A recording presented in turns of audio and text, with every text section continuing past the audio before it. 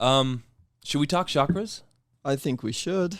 Dr. Ron Dummar to my left, Krist Mackle, the neurosomatic healer extraordinaire, to my right.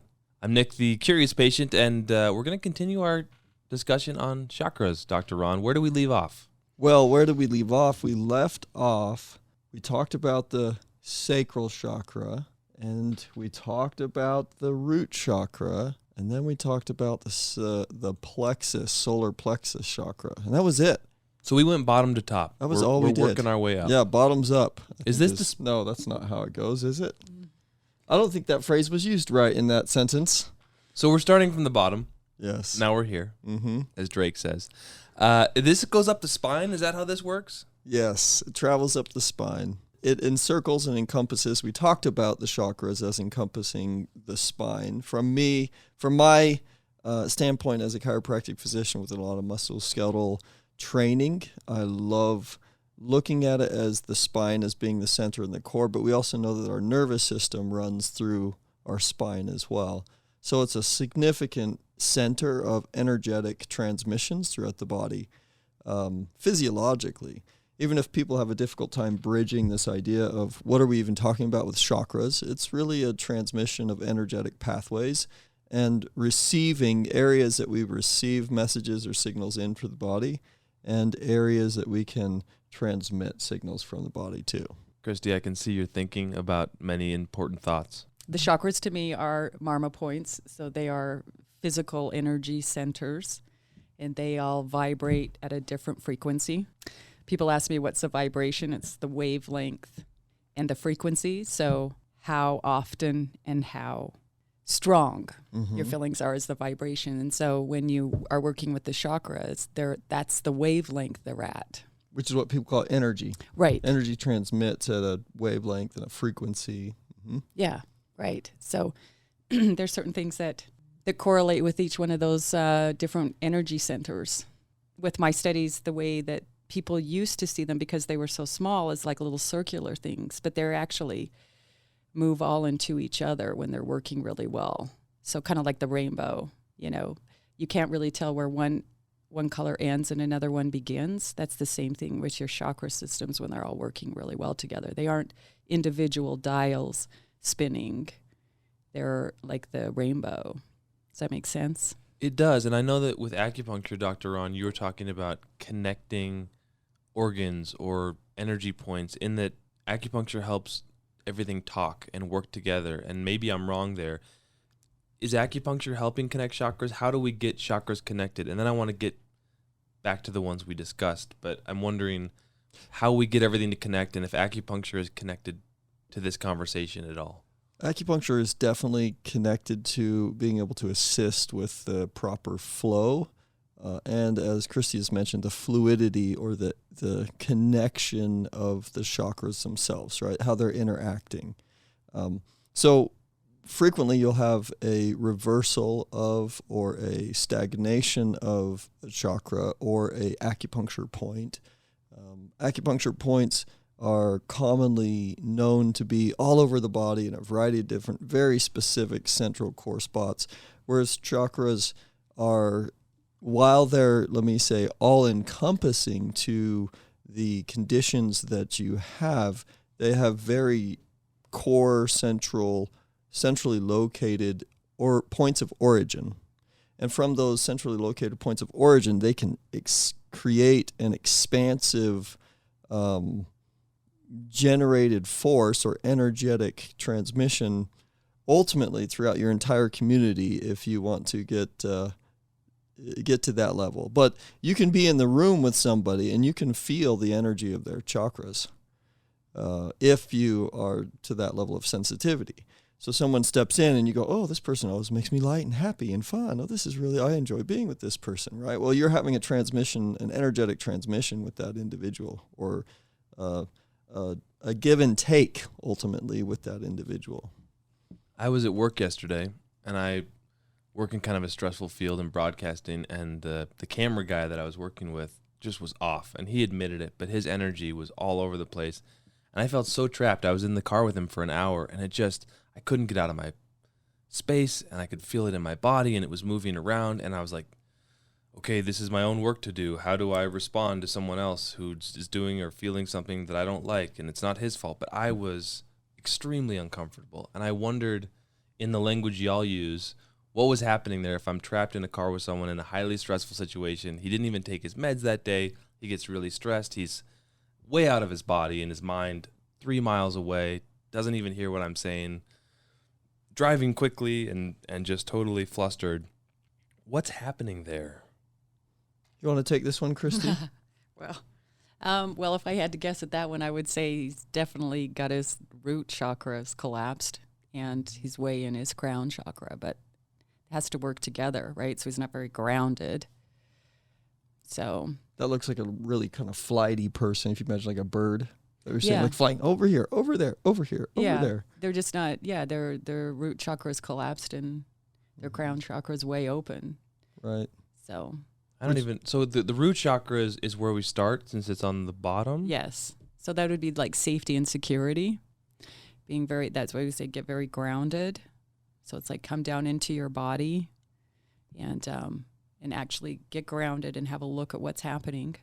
But you get kicked into fear and it just zip all the way up. And then you're, which way do I go? Which way do I go? And you have a hard time.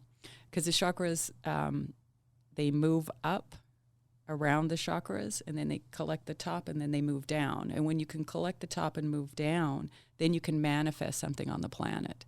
So he was in a very liberating zip all the way up, but nothing was there to grab it, to pull it back down, to bring it on the planet. So that makes for people that are, they say coming out of my skin, right? And it's contagious, and it's really contagious, particularly in this time. That's why you want to be careful. You want to be sovereign in your own energy, and then people can do what they're doing. And the more grounded you get, the more coherence you get, like where we're talking about the heart math, they'll pick up on that. But if they send you off, then you're struggling to stay in your body. You can, but most of the time you'll project like more get out of my space rather than let me help you. It was totally toxic because I was like, get away from me. Yeah. My energy was a rejection of that. Like I'm gonna not feel this. Yeah. But that just came off as really dismissive, and I didn't like the way that I was emanating energy or talking or ignoring. Yeah. Because I was having a great day. Yeah. I'm like, don't kill my vibe, dude. Mm-hmm. Yeah. And he did, but that was my own work, I think. Well, and often we look at some of these things at negative, right? We look at them as dark, or we look at them as even from what some people might consider a religious term, almost as evil, or I don't want to be connected with some of these things, right? So this really was more of you may have seen or interpreted as a negative thing, right? You didn't want to be connected to this. So rather than saying, okay, I'm going to see if I can be as grounded as possible and rooted and have me influence him so that he can become grounded and rooted, rather than doing that, we push him away and we actually intensify the disconnection. Mm-hmm. Yeah. Then your heart chakras kick in, and then it's a big boom, boom, Never seeing eye to eye. Yeah. It's repelling, right? Which is the state the world's in at the moment. Really. So what do? I try to work with that and increase connection versus separateness. I mean, what does that actually look like? I know this guy. Nothing changes. He'll process it and maybe change in a week or two and be like, wow, I'm glad you said that.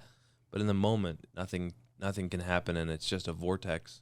Well, I think, Christy, you led in perfectly right there with our little review of the chakras and then tying it right back into the heart. Yeah. So because that's our next chakra, right? Yeah, let's stay focused. It was perfect. Yeah. And so if we draw into the heart, and if we have this disconnect with an individual, we're at odds now, right? And so we're not going to see energy to energy, heart to heart, and we're just going to continue to create this angst or this anti-love, this pattern of anti-love, right?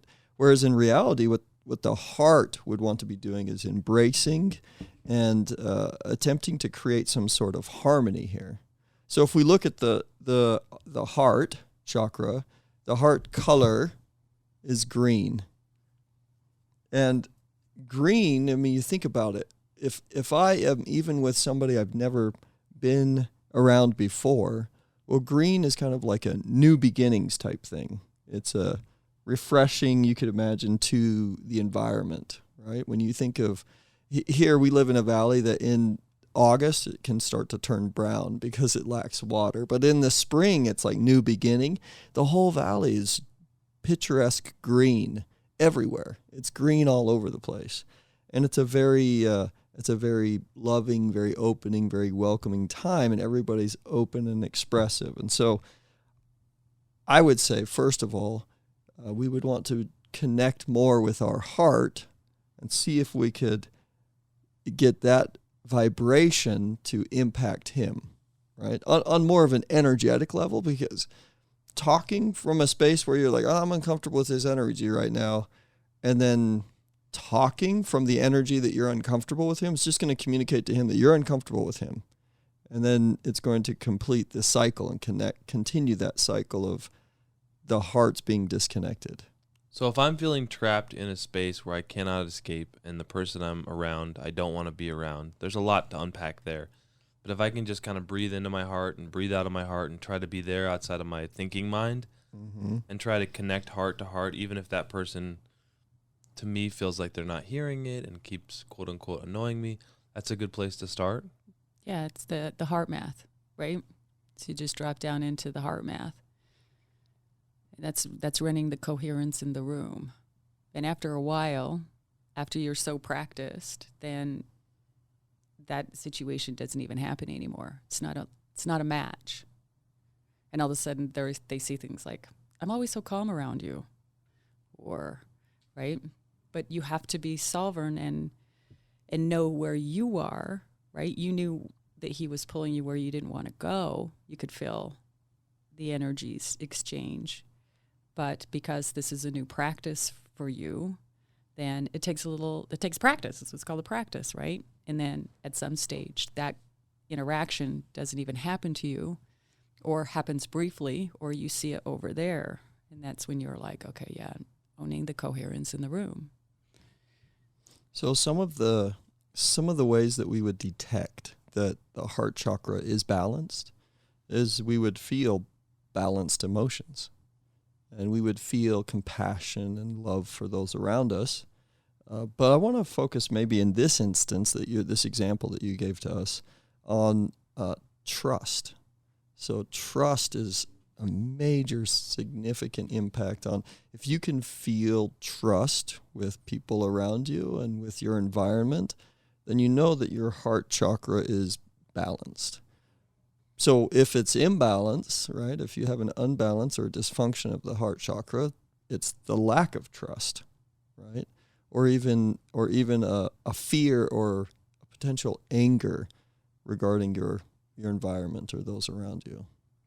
Yeah, I would even take that back to, it wasn't necessarily a distrust of him, it was a distrust of yourself.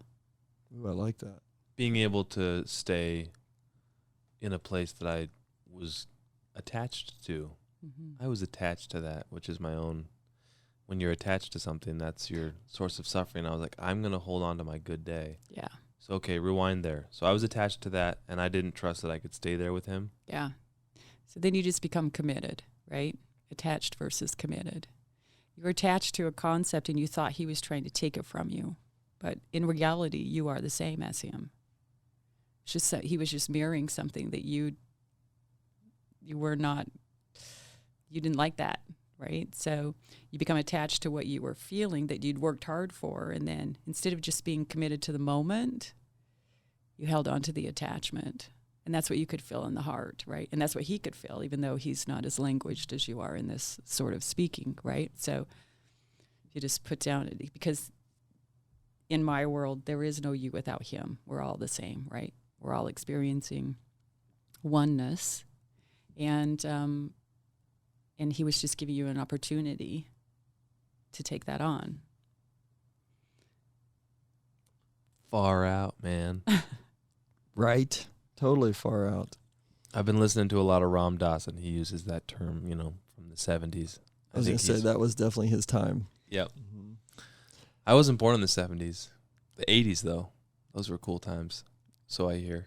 Yeah. The color schemes and the dress code was really nice. Right, Yeah. the music, I don't know. Yeah. So some affirmations. You want to hear some affirmations for the heart? Yeah. Since we're there. So I like a couple of these I have here, but I deeply and completely love and accept myself. So the situation that I am, the place that I am, things that I'm doing, I accept the space that I'm in. My heart is open to love. I live in a state of grace and gratefulness. I am worthy of love. I love all beings equally. I value love above attachment. And I came across this just recently too. So I thought, this is really neat. But there are foods that are associated for the benefit of each of the chakra points. There are. And I've always done a lot of food and nutrition and diet in the Chinese, more traditional Chinese medicine that I have studied. But coming across this as it related or pertained more to chakras, I thought was even more fun. So if you notice this dysfunction occurring within you, you can do affirmations. That would probably be for me doing meditation and doing affirmations, the place that I would start. But foods are also really good. You can do things like green spinach. Think green again, because green for the heart. Kale, broccoli, matcha, green apples, green tea, and cucumbers. All the greens. Mm-hmm. Yeah. Go green. Green is the color of hope in Great Gatsby, the light on the other side of the harbor. Yeah. An English teacher told me that once. He used to notoriously give us all C's and D's in our journalism class, but everyone took his class. Yeah. And he never gave A's, but he was this beloved teacher, had all the best reviews, and he would laugh about it. He would tear apart your story or your paper, but he did so in the color of green and with a smile. Mm. And the lessons that he taught about certain ways to write and not write have stuck with me way more than the B- that I got in that class. As a straight A student, we still all gravitated toward his class, even though we knew it would hurt our GPA, because it was so helpful. And anyway, he used the color green when he would mark up your paper. You bring up a really good point, and that is, can you exercise correction or some level of discipline or in a loving manner, right? How do you communicate things that may be difficult, or in other terms, people could look at and say, oh, this could go really bad, but do it in a way that transmits love. Like, hey, I really am trying to resolve the dysfunction here, as opposed to, I'm just pointing out everything that you're doing wrong.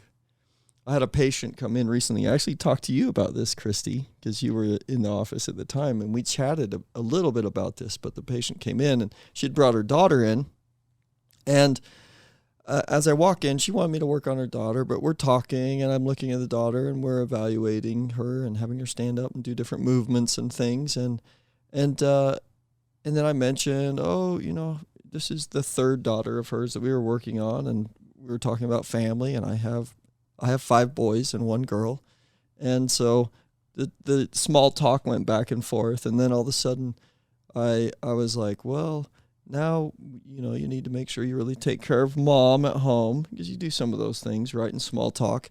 And then she asks this question. Yeah, how do you take care of the kids? How do you discipline the kids? Because it's just craziness at our house. And then I said this thing to her too. I said to the girl, oh, you're super cute. She was like 10. And I was like, you might be cuter than your other sister. And then her mom looks at me and goes, don't do that. Oh, no. Do you know what you've just started at home, right? So it was this idea of the girls competing. And then it lit off this whole discussion of how do I calm them down when they're arguing and competing, and, that's my shirt, or I'm faster than you, I'm strong, all these different things that they do. It's a natural thing for these youngsters, for these kids, to kind of place themselves competitively in some way on top of the others, or look how fast I can run, or look all these different things. Even if it's not on top of somebody else, it's a very significant drive within themselves to be expansive and to grow, right? But it often is displayed in a family as though it's competition between a sibling, right? And so it gave us the opportunity to talk with her about how do I, as a parent, communicate to them when I'm seeing there's this contention or this arguing and this battling occurring at home. Rather, it's driving her as a mom crazy. She's a single mom too, and she's like, I'm going to put you in a room and what do? I separate you, and she's so frustrated with it.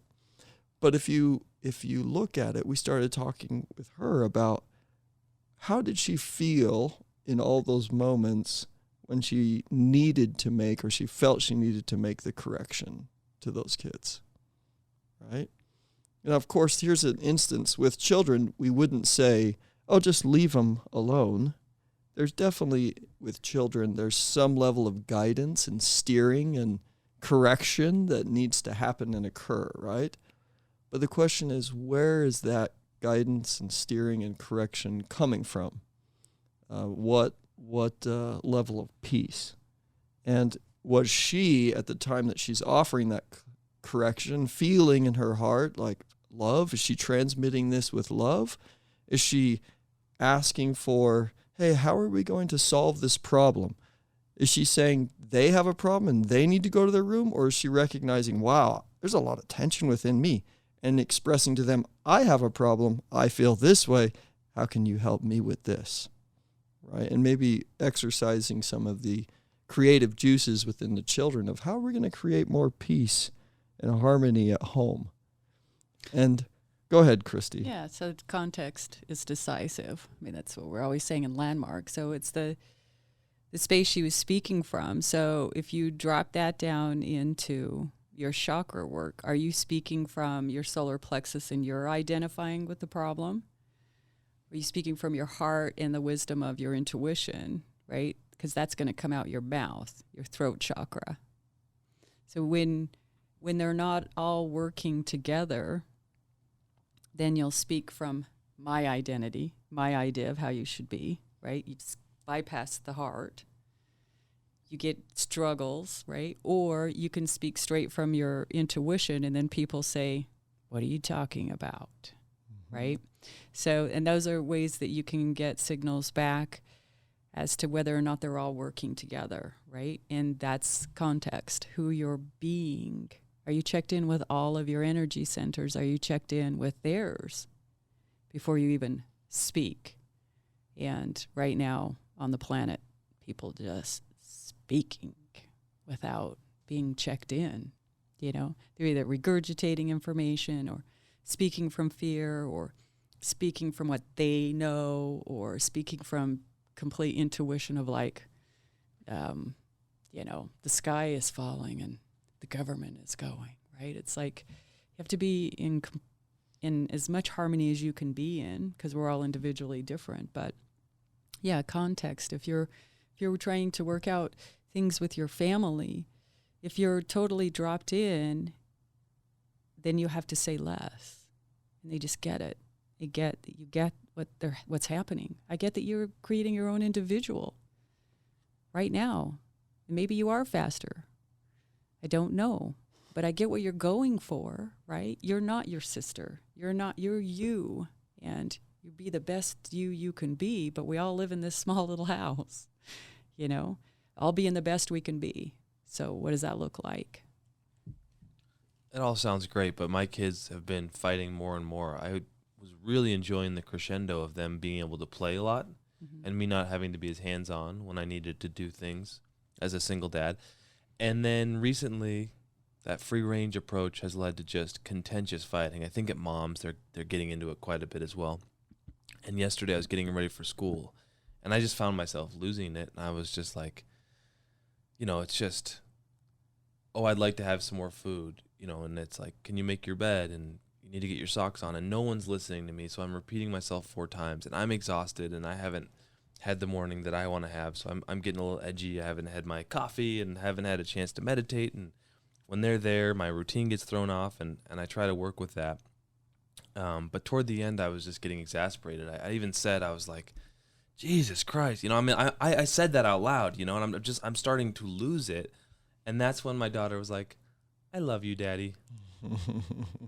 Why is it when we start to come a little unmoored that the kids can sense it?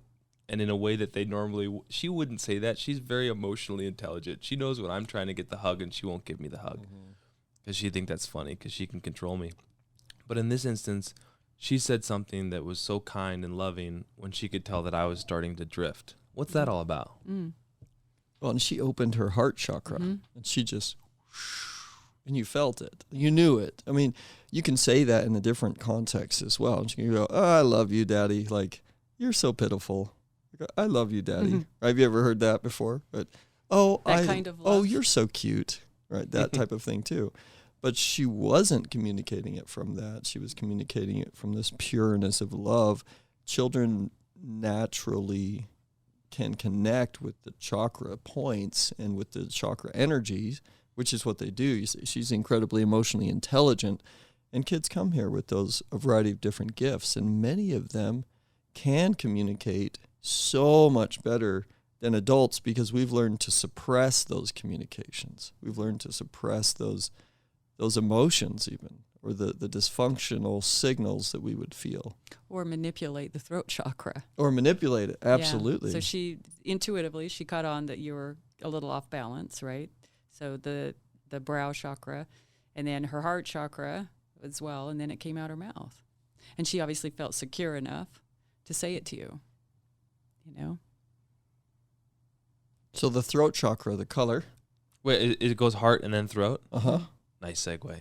Yeah, well, it was Kristi's segue. It was brilliant. I don't know what's happening here. I'm just following along, and I'm like on a tube floating down a river. Oh, what did we just bump into here? So, but the throat chakra's color is blue. And it is representative elementally of space.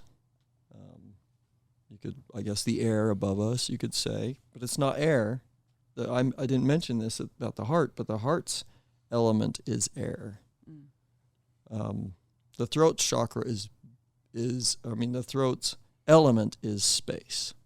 So if you think about the expansiveness, I like to think about it this way as well. When we're truly speaking from a connected nature of our heart, like Kristi just mentioned, our intuition, our heart, our mind and body, everything connected, then the words that we speak, they reach the expanses of space. That's what I like to imagine about the throat chakra. And so if we have things connected, but when things are in dysfunction, the words that we speak, they kind of ping pong around like a bing, bing, bing, bing, bing, bing, bing, and they create little fires around us, you know, or little distances. Say it again. Distances. Yeah. So that it's like it can only go so far ultimately. Yeah. I mean, you've been around somebody that they have beautiful words, right? That come out their mouth, and you're like, I'm still off, right? We've all been there right now. Stop playing me, bro. Yeah. I mean, I like what you're saying, and still there's something behind that, and that's what we would call context. Or in the line of the chakra work, there's something's off balance. It's either in excess or deficient or wounded, right? So that's what you're hearing.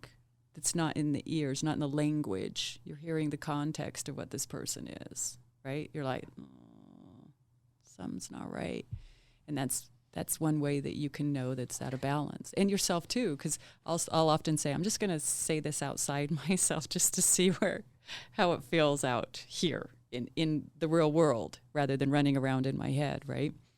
And then we can go from there. And I have really great people around me that go, something's off. So then I'll go do more work, either with myself, like something's inauthentic about the way I'm being about it. It's like, yeah, that doesn't quite feel true. There must be something I've got that I'm working on, or, and I'll say to my kids, I'll say something about money, and then I'm like, ooh, that's my stuff, and I don't want to get it on you. Like when they'll ask me for something, and haven't got enough money for it. I'm like, I'll make it wrong. And I'm like, whoa, no, you're allowed to want things. You're supposed to want things. I want you to ask me for things. I'm dealing with some stuff. So let me go deal with my stuff, and then I'll come back and we'll approach how to get what you want, right? So that's just in practice. Does that make sense? One of the imbalances of the throat chakra is timidity. And I think this plays into as well what you're talking about, Christy, where maybe a little bit, sometimes timidity gets really close to shame. Yes, right? I agree. So it's like I'm timid about the fact that I don't have enough money to get you what you're asking for. And so now I'm feeling shame because I don't have the money, because there's a whole value structure around the reasons why I don't have the money. Yeah, that would kick in my root chakra. Yeah, and then I'm going to turn around and try to plug that in with some sort of reason, my solar plexus explanation here, yeah, and then voice out this verbal vomit of a reason to my children as to why they should also not want what they're asking for. Yeah. The inhibitor to throat chakra is lies. Exactly. Yeah. Don't be a liar. That's the lesson of the throat chakra. So, symptoms of dysfunction. Symptoms like Christy mentioned already, but feeling misunderstood. Well, if you're feeling misunderstood, it's likely, as Christy described, when you're communicating to people, they're getting a different vibe from you than the words that you're expressing. Right? Why is he not seeming to communicate what he is saying? Right? Why is what I'm getting from him not in the words that I'm hearing from him? Right? Oftentimes it can be aggressive behavior, and that comes back. I think when it gets to an aggressive behavior thing too, it's linked to a bit of shame where it's festered, and then it's like reactionary. Are you talking about verbal violence? Yes. Okay. Mm-hmm. And it's very reactionary. It's mostly a result, in my opinion, from shame of not having or not being in a place that they want to be currently. And so it comes out as this aggressiveness, right? And that's not effective communication.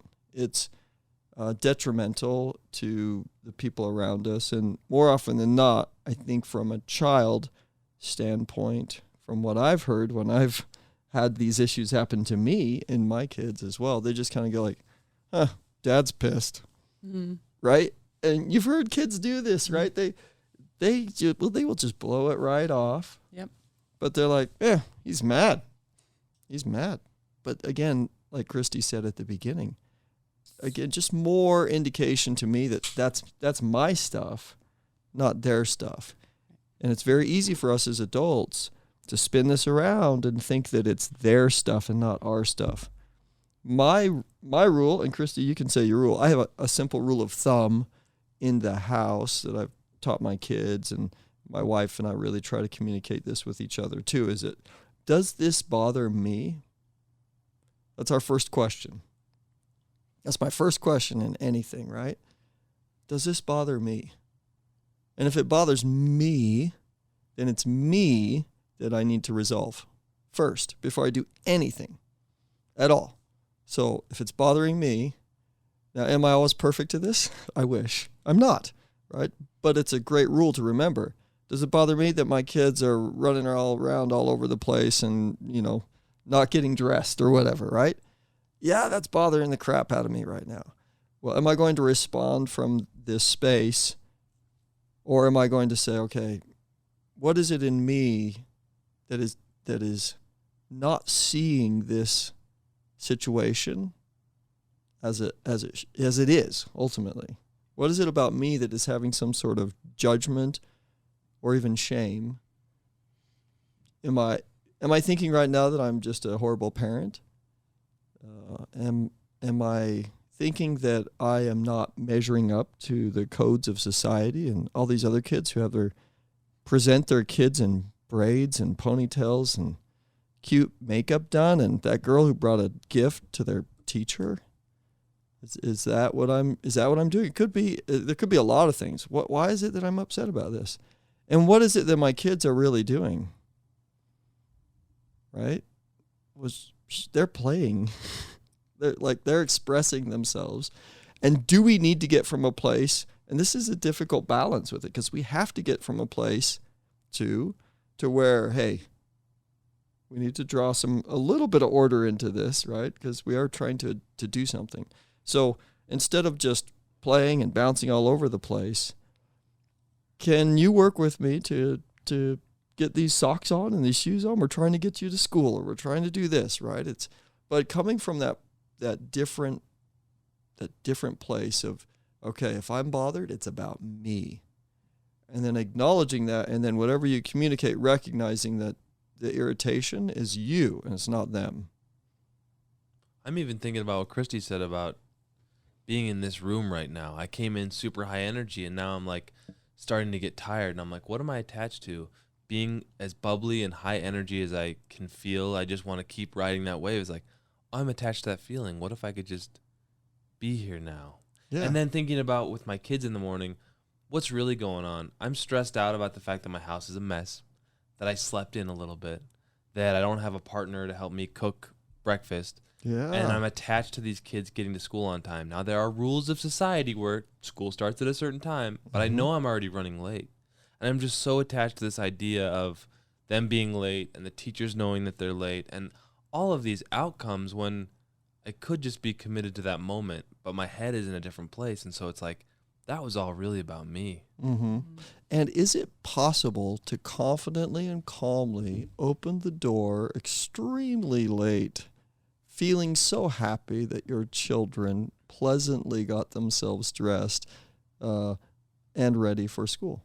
Instead of walking in, avoiding eye contact, full of shame, and just hugging my kids and trying not to make any eye contact with adults and getting out of there stressed about what I have to do next. So do you want to hear some throat chakra affirmations? Let's do it. Should we do it? I set clear boundaries. That's a good one right there, isn't it? So this comes to being able to speak, right? To speak when you feel that your voice is maybe pushed away, right? So you need to be able to stand up for yourself at the same time, right? So that's an important balance. I communicate confidently and with ease. That's a good one to throw into your meditation. I am balanced in speaking and listening. So if you're just a listener all the time, you're not truly engaging. And I would say if you're in a group and this group is a work team and you're meant to work on certain projects and you're just listening all the time, well then the contribution that you're making is maybe not complete, or at least you need to evaluate whether it is complete, because there's probably things that you're thinking as the group is speaking that never get voiced. And so it never allows the group the opportunity to go, oh, should we go down this channel? Or should we just stay right here? I speak my true thoughts with clarity. My voice is necessary. And I feel free to express my creativity. Christy, I want to hear your thoughts because I saw you enjoying that. I'm just chuckling over here because I'm thinking of all the whole area of the ear, nose, and throat that everyone has such physical issues with, right? Mm-hmm. A lot of times I'll look at people's physical issues and correlate what's going on with the chakras. It's like, that's what's happening is your throat chakra. Like we have so many thyroid problems. Especially for the females, and I'm like, of course we do, because we're not speaking in the truth. We're not speaking our truth, right, for so long. So if when I do work with these people, or they'll have hearing problems, it's like, yeah, you're not digesting or listening to doing what needs to be done. So we'll unpack that, but it does, all of those words, all those affirmations crack me up coming from the female side of things and the clients that I work with. And just having them all correlate together and them finding actually their voice. But mostly what's happening is they haven't brought their intuition in. They don't trust their own intuition through all social and cultural conditioning. And so, or even through parenting, it's like you not trusting your own intuition of like, oh yeah, it's not that really that big of a deal, I'm late. The impact I'm having on my children right now, being angry by this unrealistic expectation for me at the moment is what I'm relating to, right? So you're not even trusting your own intuition of like, what do these kids need right now? You know, your daughter's like, I love you, Daddy. It's like, yeah, but I need you to get to school. Mm-hmm. So I look good, you know?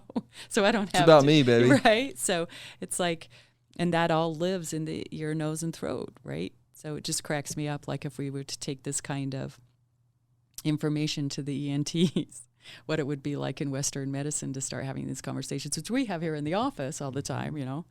I'll call out, so you're afraid of something moving forward. Yes. You know. I'll be walking between patients and Christy will say, oh, she's afraid of something. What is she not saying? Yes.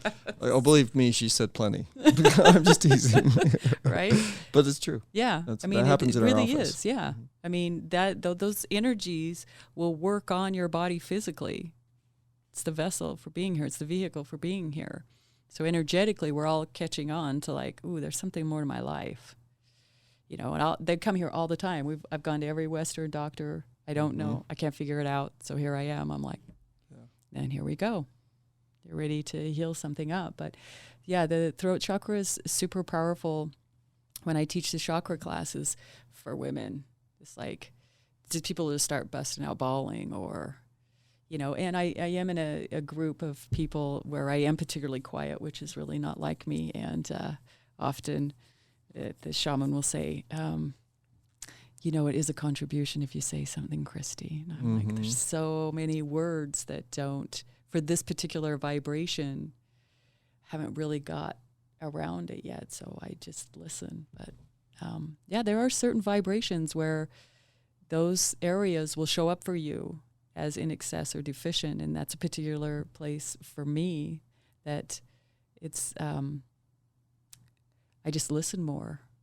Kind of, yeah, that kind makes of sense. So evaluate. just trying to be intuitive of like what I have to say is not as valuable as what it could be if I could be in the moment of listening to what you're all get in the same vibration, right? So you're kind of reading the room. You know, reading the room is this ability to be connected to your environment, which is really what the third eye helps us do. Right? Yeah. And so the third eye plays such a significant role in what we're going to contribute. Sure does. What our thoughts are, how we're interacting with this environment, and whether we're willing to interact with our environment. So much of that comes from our next chakra, the third eye. And so the third eye chakra the color is indigo. And as with everything else, the third eye is mysterious enough that it carries with it no elemental relationship. It's really hard to find blueberries if you want to do the food, but yeah, there you go. Yeah.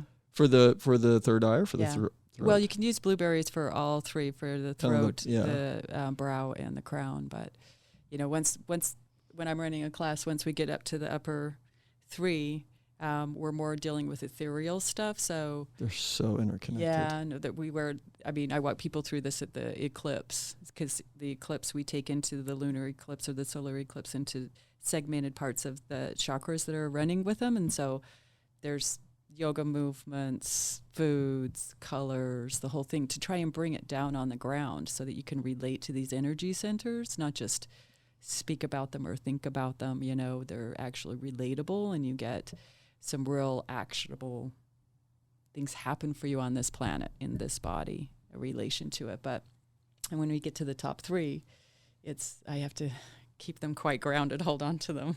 Because it's visionary. It's these thoughts, it's these creation, these people who just want to go out. It's like, from a business standpoint even, you know, you've got your worker, you've got your manager, you've got your supervisor, and then you've got this entrepreneur. this entrepreneur. I mean, you should call it launchpreneur, right? Because he's always launching off to something new.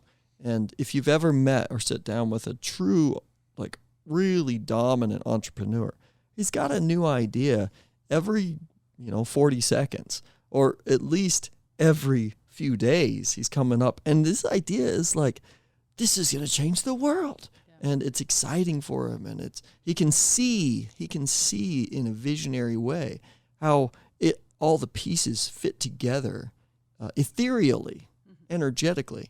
But then his role is to be able to voice it and communicate it, right? He's got to send that through the throat chakra to be able to put things in alignment and in order. But then he's got to drop down to everything else to actually manifest it. Otherwise, we've all met those entrepreneurs that they just live in the top part of their. Jim Quick, have you ever heard of Jim Quick, who used to run Google? He said, he related to he would pick up his head and pack it around until his body finally gave out, because he was just he just lived in his head, right? And then he has a whole series on that if you ever wanted to find it at Mind Valley. But he talks about how unrelated he was and how even destructive of his body he was, because his top 3 chakras were just running all the time. It's not necessarily the language he uses, but you can hear him use bits and pieces of that. But it's important to know all of them, all the energy centers, all the ways you want to manifest something on the planet. Takes all of it. Takes the ideas, takes bringing it back down. Yeah.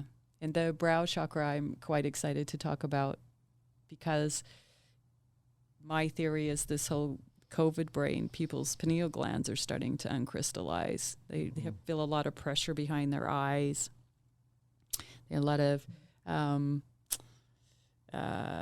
pressure behind the eyes, and sinus things are really popular right now. Not popular, it's what's happening in our area, and I think it has a lot to do with opening up that pineal gland. You're intuitive, what's going on? We're going to need some ideas of how to restructure some things. So the location, I don't think we've mentioned the location of the third eye or the brow chakra, so it's good you bring it up. Mm-hmm.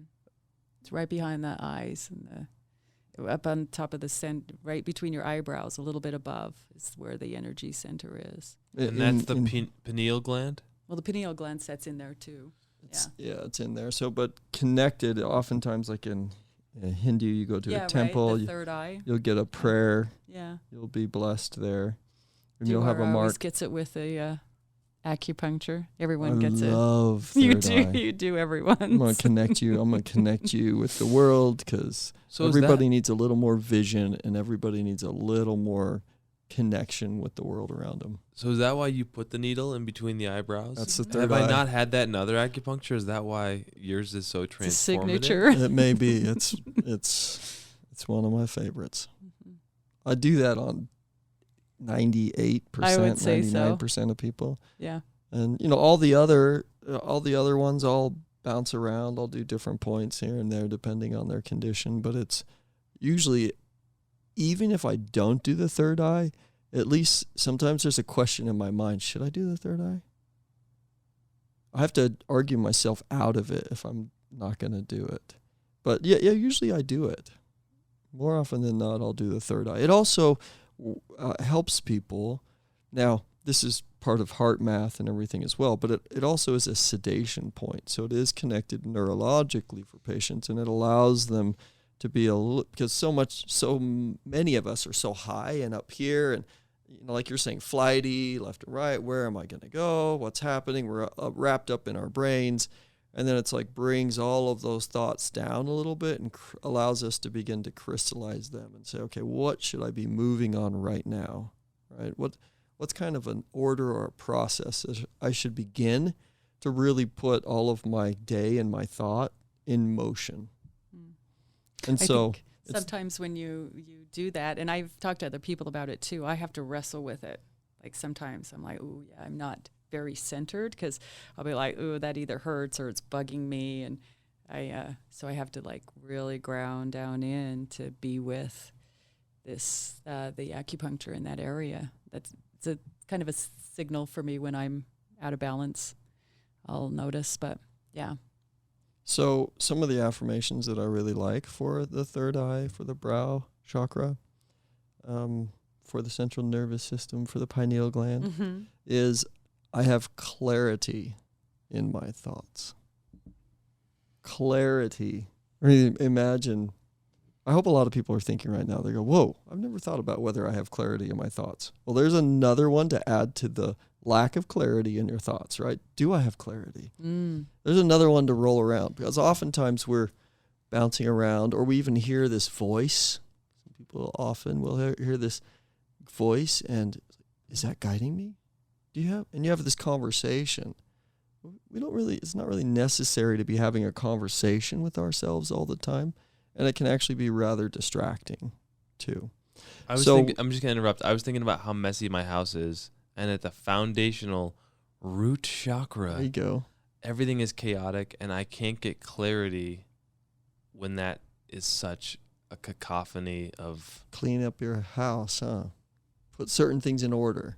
Absolutely. Because, it's really hard to feel clarity anywhere with a messy foundation.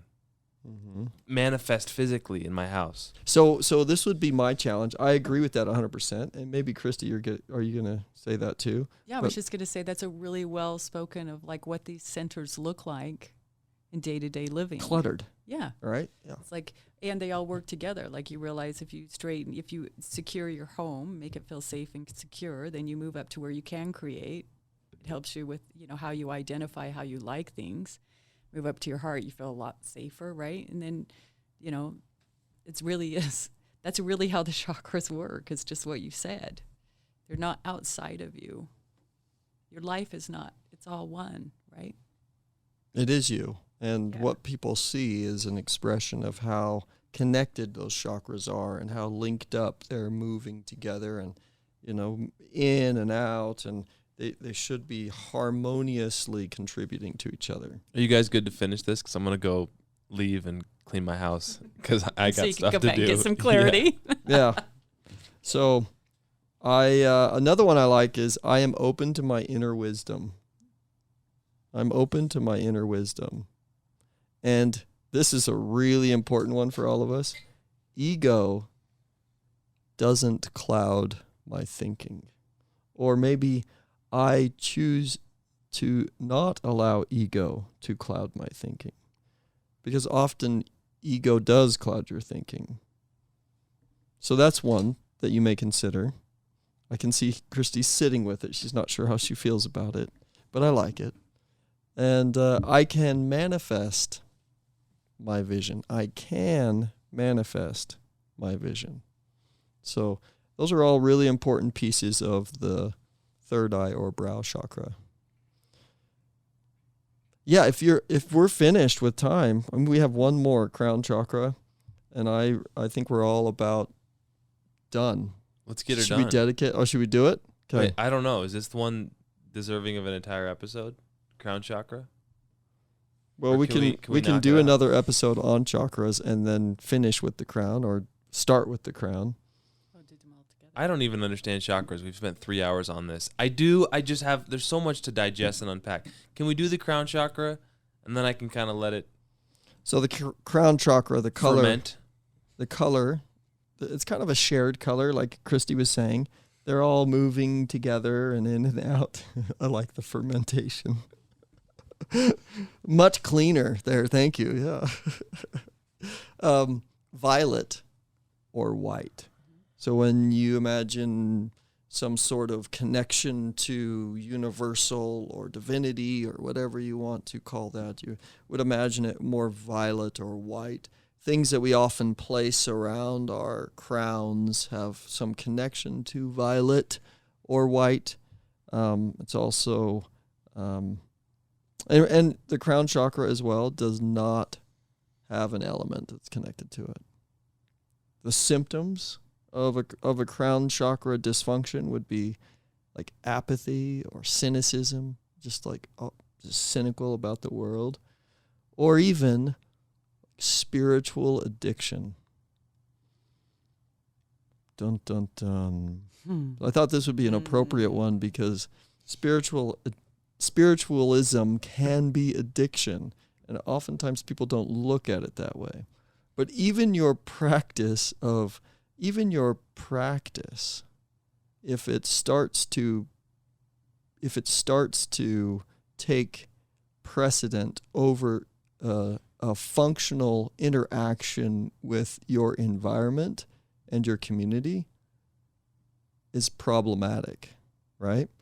And you can see how we can start to, at that point, if all we're doing, I just need to be in this state, I just need to be in this state, I just need to be in this state, that can actually become more of a spiritual addiction and be and express dysfunction in the world around us.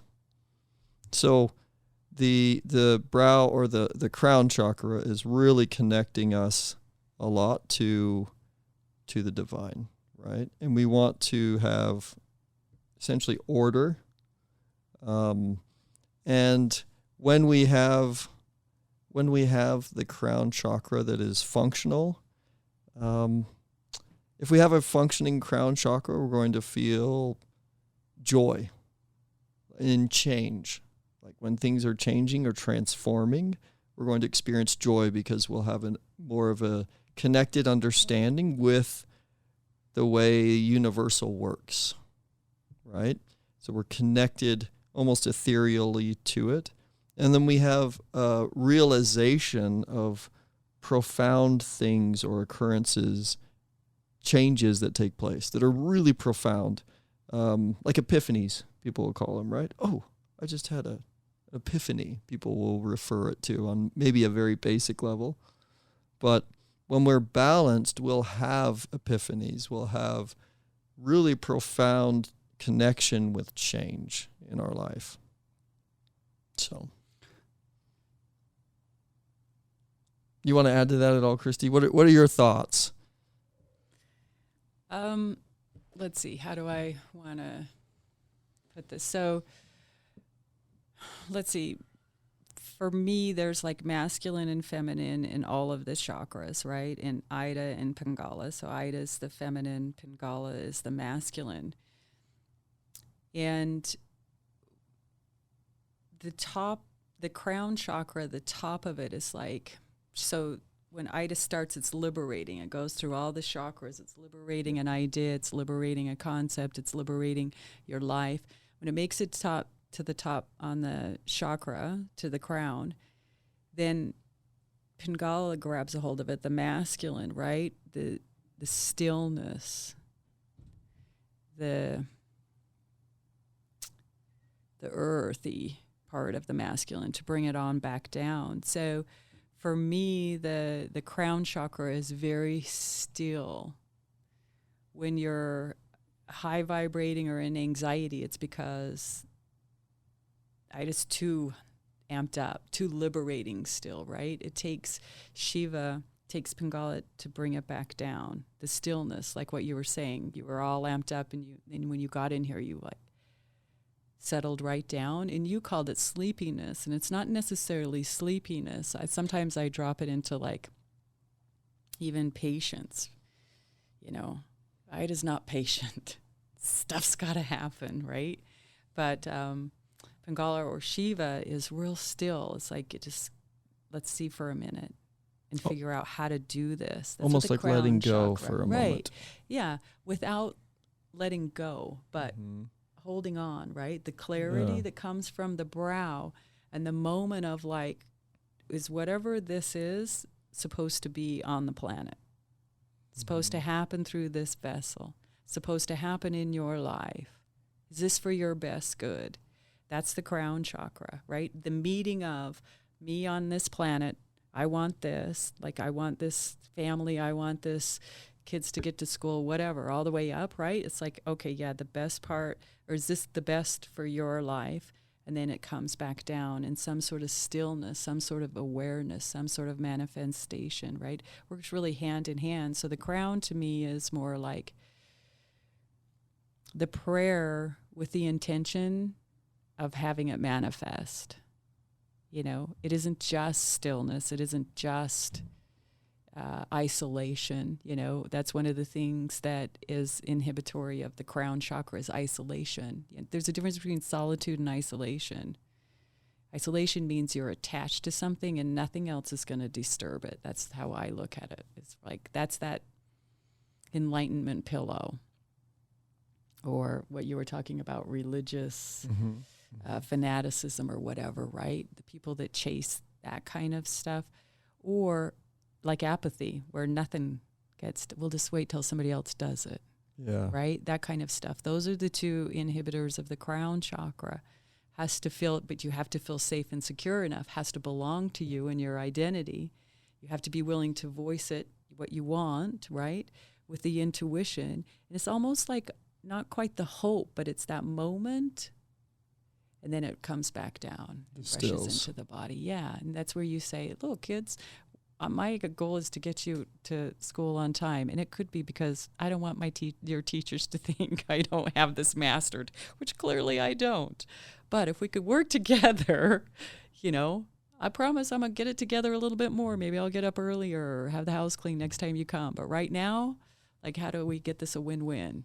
Because you guys don't like walking in late either. There's some sort of shame go on for you. You have catch up, right? Whatever. That's in the stillness of grabbing what's actually going on and bringing it back down into your life to manifest the best life you have, right? To initiate the change, right? To be bold and to be, right. Hey, we can do this. We can use all of those chakras together, combine it, and initiate this change. Yeah. With action, not with apathy, right? Right. It's apathy. Like this should change. Right. This should be some way. Or why aren't you Someone different? else should do it. Yes. Right. Why aren't you doing this? Right. Yes. That's a blocked. That's not enough stillness in the moment. That's why you enjoy your meditation so much, is because there's that stillness. Everything's going to be okay, but you got to bring it back down. You have to allow the chaos to get you an idea of bring it back down and being in your body. Right? It takes both. So some affirmations to finish up here. Yeah. That was excellent. I think I've had a lot of fun today. I hope you have. And I've had no fun. No fun. That makes sense. Thank you for speaking your truth. This is too heavy, man. His throat chakra is very open right now. And no, also, I'm what would we excited. call it, Kurt? I'm just teasing. This reminds me of like being in college, and I was a really good student, but I was slow, which is I think helps me be a teacher, as I can be really redundant, hopefully not repeat myself too much, but to understand that I don't pick up things all that quickly. And I know what it was like in class when I was like, this is too much. I'm overwhelmed. But what's cool, we recorded all of this, so I can listen to it again and take the nuggets today that I've taken. And I hope other people have received something and heard it. And maybe you don't need to listen to it again. Maybe you are getting everything that you're supposed to out of this. But yeah, it's resonated with me, and I think it's just a lot. It is a lot. We've gone deep. It is a on lot. this stuff. Yeah. It is a lot. Just a few here, and then we'll be done. Divinity resides within. I like that one. The world is my teacher, Mr. Teacher over there. I am guided by a higher power. I am also guided by inner wisdom. The information I need will always come to me. And let's leave it at that. Namaste. Namaste. Namaste.